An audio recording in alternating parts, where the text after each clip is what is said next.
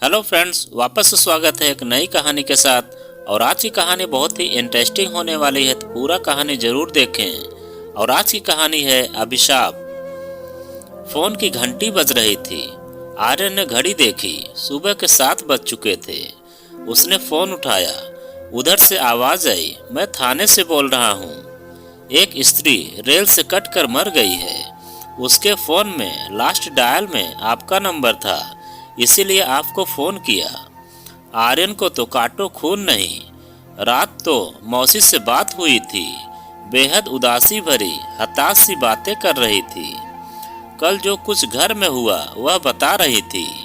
आवाज में भी बहुत कमजोरी थी, लेकिन वह थका हुआ था। उसने कह दिया, मौसी कल शाम घर आकर विस्तार से बात करूंगा। पर अब तो जल्दी से थाने भागा। बाड़ी मोर्चरी में रखी हुई थी। उसने मौसा जी को फोन किया, जो बिजली विभाग में कार्यरत थे। 2 साल पहले ही रिटायर हुए हैं। मौसा जी को लगा उसकी बात सुनकर सांप सूंघ ही गया है। मैं आता हूँ कहकर उन्होंने फोन काट दिया। आर्यन सामने पड़ी बेंच पर बैठ गया। उसकी आंखों से आंसू बहने लगे। मौसी माँ की लाडली बहन थी, उनसे 6 साल छोटी थी। आर्यन भी मौसी के दिल के बहुत करीब था।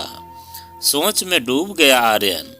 माँ बताया करती थी, जब उनके जन्म के बाद मौसी पैदा हुई तो सबको खल गई, क्योंकि सबको लड़का चाहिए था। उनके होने से पहले लड़की जानकर कई गर्भपात करा दिए गए थे।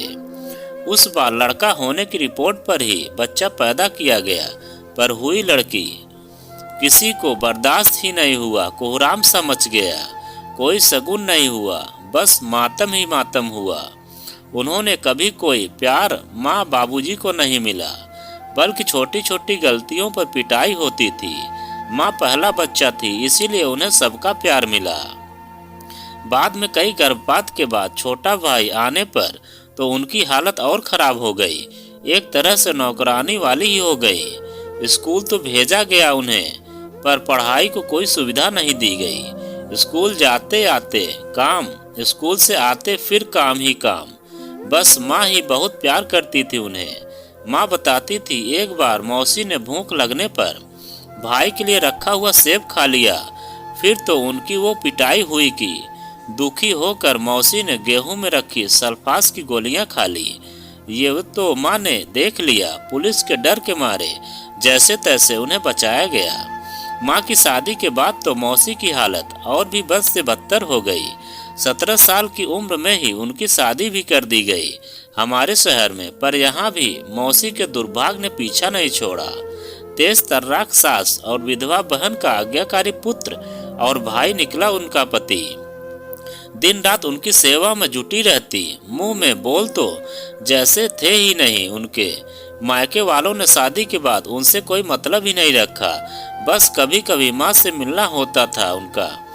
अपने दुख दर्द बांट लेती थी उनसे। वो भी बराबर में बैठे सब बातें सुनता रहता था। मैं भी बात बहुत समझ तो नहीं आती थी, पर मौसी के आंसू उसे अच्छे नहीं लगते थे। अपने हाथों से उन्हें पोंछ देता और मौसी उसे गले लगा लेती थी।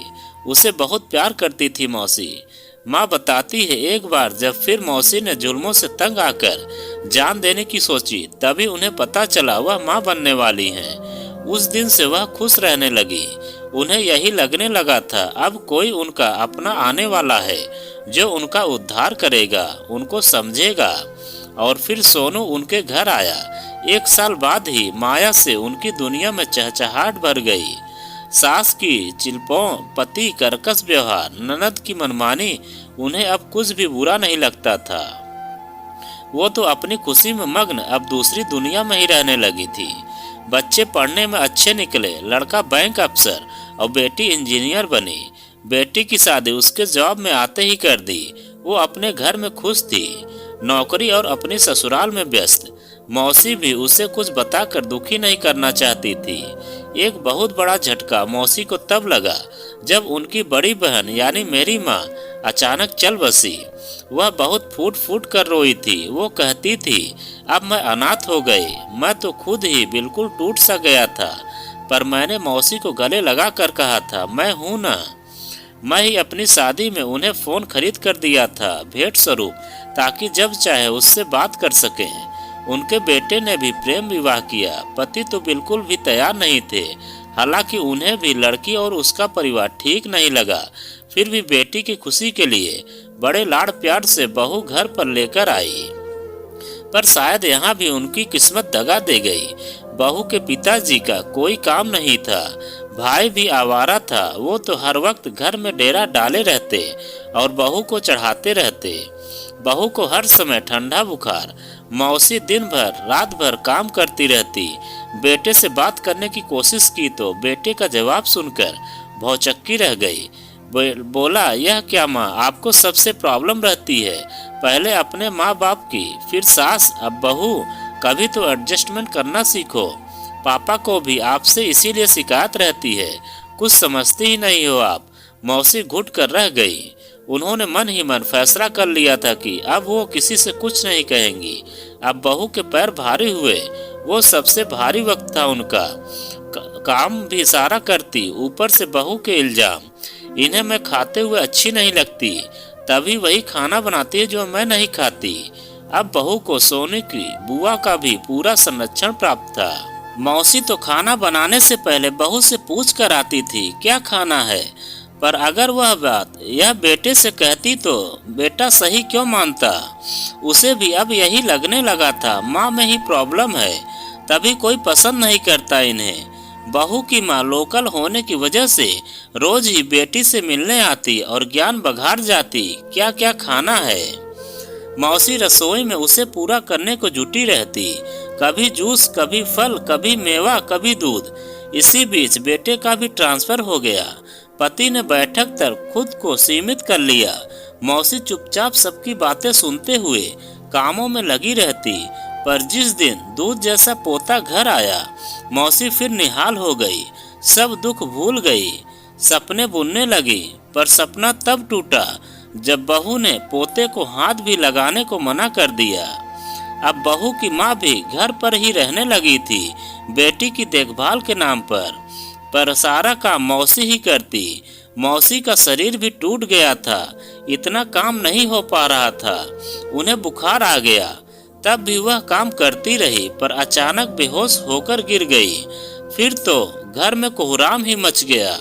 कहा गया जरा सा काम बढ़ गया, इनका नाटक शुरू हो गया। क्या क्या नहीं कहा गया। उन्हें सोनू की बुआ भी कहने लगी, शुरू से आदत है इसकी तो नाटक करने की।